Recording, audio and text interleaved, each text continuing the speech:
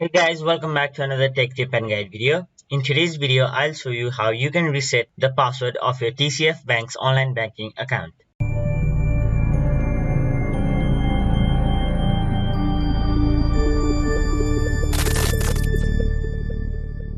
So first of all, open any web browser on your mobile device or your desktop, and in the web address bar type in tcfbank.com and hit enter.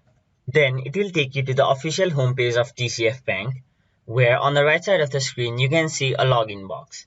So in order to reset your password, click the option Forgot ID, which is below Enter Password box. Now you'll have to choose what type of account do you have with TCF.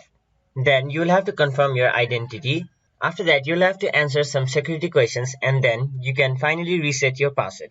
So that is it for this video. Hope this video was helpful to you guys, and if it was, please make sure to like this video and subscribe to our channel for more information and helpful videos like these.